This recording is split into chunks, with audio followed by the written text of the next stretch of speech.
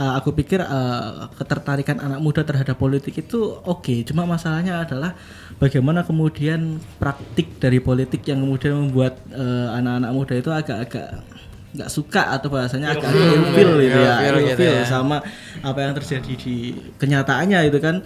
Tapi sebetulnya yang malah menjadi suatu hal yang menarik untuk Gen Z bahas kemudian daripada itu cenderung malah untuk apa ya sudah aku malah nggak suka, malah itu lebih baik untuk dibahas, saya kira seperti itu. Dan perhatian dari teman-teman secara khusus secara umum itu di Indonesia saya lihat secara sosial media itu begitu luar biasa sebetulnya. Cuma ya memang bicara sosial media mungkin tadi sudah sedikit dibahas bagaimana kemudian kita tidak mengerti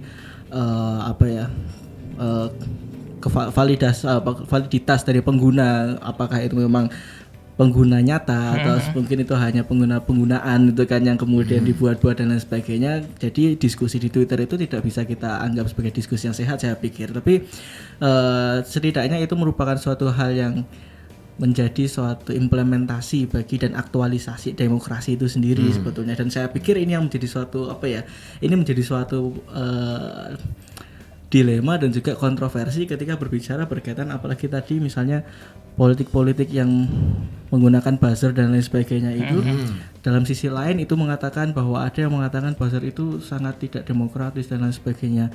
Tapi di sisi lain ya itu adalah bentuk demokrasi ketika orang malah sebetulnya berusaha untuk ya itulah demokrasi. Kadang kita agak susah untuk kemudian mendefinisikan demokrasi itu apa gitu kan. Iya. Katanya demokrasi itu ya beginilah demokrasi gitu kan. Cuma kan kemudian bagaimana kemudian kita sebagai individu itu bisa memaknai demokrasi secara mandiri, kemudian selektif dan kemudian bisa apa bahasanya memfilter apa yang kemudian kita bisa masukkan itu kan. Ya kita demokrasi tapi kita nggak liberal kok. Jadi kita nggak sebebas itu untuk kemudian menyampaikan apa yang ya menjadi kontroversi selama ini. Iya. Oke. Asik. Coba tadi saya tertarik sama pernyataannya ini ya Pak Direktur ini ketika menyampaikan praktik politik di Indonesia ini membuat banyak anak muda yang tidak suka gitu. Praktik seperti apa sih mungkin kira-kira yang nggak disukai gitu. Dan teman-teman mungkin sempat mengkaji itu juga kan. Mungkin saya bicara pribadi dulu ya Mas. Jadi secara pribadi saya nggak sukanya begini. Jadi saya melihat bahwa apa yang kemudian diangkat, apalagi ini mendekati pemilu, untuk kemudian berusaha untuk memenangkan pemilu itu yang dipikirkan adalah bagaimana saya untuk mengumpulkan basis suara terbanyak. Maka dari itu alokasi dari calon yang kemudian diangkat itu akan menyesuaikan seberapa besar saya akan mendapatkan suara. Padahal kalau kita lihat rekam jejak yang lalu, mungkin tidak lalu banget atau mungkin bisa lalu sekali, bahwa orang yang mencalonkan di zaman-zaman sebelumnya atau mungkin di awal pendirian dari bagaimana Indonesia berdiri itu memperjuangkan sesuatu, memperjuangkan kelompok, memperjuangkan masyarakat yang kemudian akan menjadi basis suaranya. Tapi kalau sekarang kita akan memilih basis suara untuk nanti diperjuangkan, itu menurut saya ada suatu konteks dan substansi yang berbeda. Karena kalau misalnya kita sudah memperjuangkan dan mendapatkan basis suara, itu akan lebih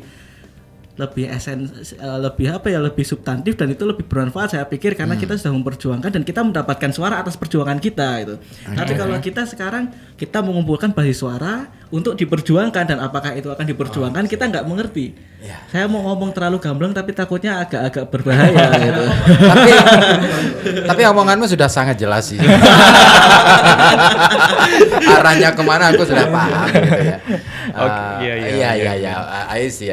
Oke lah, tapi cuman gini ya, kalau bilang tadi narasi besarnya itu lebih banyak soal elektabilitas gitu kan ya, yang muncul di publik ya itu. Tapi mereka juga kan punya visi misi yang juga dibagikan, juga ada narasi-narasi yang disampaikan dalam ketika mereka sosialisasi kayak gitu kan. Itu nggak cukup gitu ya buat anak muda ya. Kalau saya pikir isu yang menjadi penting sekarang bagi anak muda itu adalah bagaimana kemudian visi misi dan program itu dibentuk. Jadi bagaimana kemudian semua aktor politik yang ada di belakang itu kemudian mewujudkan apa yang kita lihat di depan. Jadi apa bahasanya kalau saya lupa itu, saya lupa namanya apa, pokoknya apa yang menjadi kekhawatiran dari masyarakat terutama anak-anak muda sekarang itu adalah bagaimana kemudian semua itu ada. Mereka berpikir bagaimana prosesnya untuk menjadi ada itu. Misalnya kita melihat ada visi misi dan program, mereka sudah ngerti. Oh oke, presiden ini punya. Tapi ternyata Gen Z itu cukup kritis untuk berpikir bagaimana kemudian itu ada. Apakah ada interest di dalam situ, kepentingan dalam situ, atau mungkin ada satu hal yang tidak menjadi suatu kepentingan bagi masyarakat untuk kemudian diangkat. Saya pengen ngomong tapi agak bahaya juga masalahnya. Misalnya contohnya ada suatu visi misi yang sudah dibentuk sebelum ada pencalonan. Jadi apakah dia ya walaupun ngomongnya oke, ini sudah bagus itu visi misi dan programnya, tapi kan sangat-sangat tidak ini. Saya pikir gini, kalau misalnya memang berniat untuk kemudian mencalonkan diri, kenapa oke saja. Saya pikir ya itu agak makanya itu kritisnya anak muda itu adalah bagaimana kemudian di belakangnya itu dia dulu di era berapa ya, kayaknya sih dulu sebelum yang sekarang ya, ada tuh dulu anak-anak muda itu kadangkala mereka berkumpul, kemudian mereka oke lah didatangi oleh salah satu calon atau yang lain gitu ya.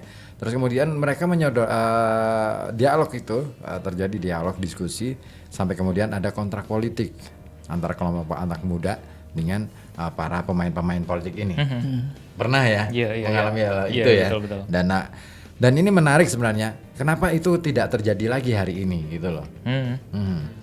Ada nggak wacana untuk melakukan hal yang serupa, tentunya dengan metode yang mungkin lebih canggih daripada zaman-zaman itu gitu? Ada nggak, Dar? Kalau di LKKP sendiri, kita karena kebetulan bentuknya itu yayasan, jadi betul-betul sebetulnya tidak bisa berkaitan dengan politik praktis, karena itu akan menyalahi ADART.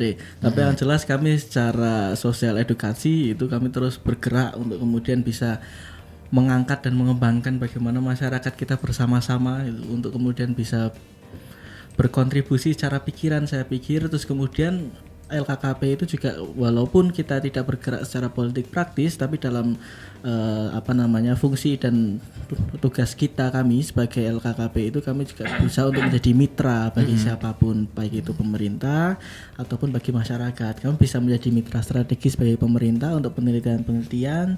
Contohnya kami sedang ada penelitian kemiskinan, itu menjadi suatu kerjasama strategis bagi kami. Terus kemudian kami bisa menjadi mitra kritis juga untuk pemerintah untuk memberikan masukan-masukan dan penyambung lidah bagi masyarakat.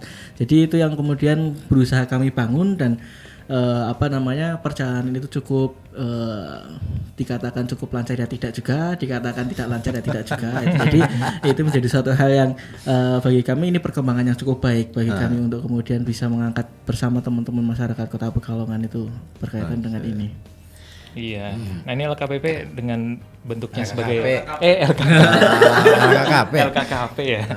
LKPPL nanti. LPPL, oke, kita dengan LPPL ya.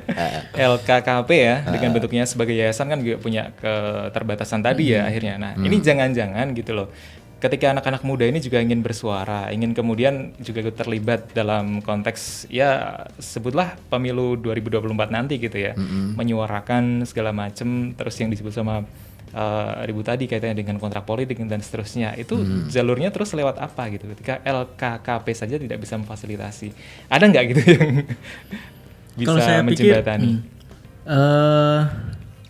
Sementara ini memang kalau LKKP berjalan, kita berusaha untuk kemudian saya pikir seperti ini, untuk kemudian kita bisa menciptakan suatu diskursus politik yang baik, kita harus kemudian menyelami masyarakat, saya pikir secara radikal. Maksudnya adalah mengakar, dan akar yang ada di situ adalah bagaimana masyarakat bisa mengembangkan pola pikirnya. Saya pikir akan percuma kalau misalnya kita membuat sebuah diskursus politik, terus kemudian ada kontra politik di dalamnya, tapi kemudian pola pikir masyarakat masih kemudian terbatas pada hal-hal yang tidak mau saya sebutkan. Belum radikal ya, belum mengakar ya. Karena sifatnya nanti akan pragmatis dan oportunis, saya kira.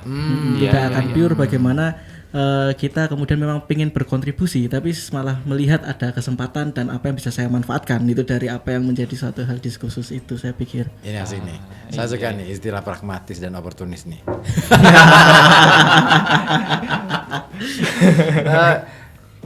Karena diakui atau tidak, semua orang hari ini, katakanlah orang-orang yang secara rata-rata pendidikannya middle high gitu, mereka mengakui bahwa iya masyarakat kita cenderung pragmatis gitu kan. Bahkan tidak hanya masyarakat kalangan menengah ke bawah, menengah atasnya juga gitu kan. Nah, hal seperti ini kan sebenarnya bisa jadi yang membuat anak muda zaman sekarang itu agak mulai ngerasa resah dengan seperti itu. Tapi gimana cara menjawab keresahan itu? Gimana Dan? Atau siapa deh di antara bertiga? Raja. Ini jangan karena ada direkturnya terus kalian diam ya. Kalian boleh ngomong. Ini bukan kelompok pencapir loh ya. Atau Rangga yang Bukan lomba cerdas cermat. Kalau lomba LCC kan ya juru bicara satu gitu ya di tengah. Gimana nih keresahan anak muda menuntaskannya? Meresahkan gak sih pragmatisme politik gitu?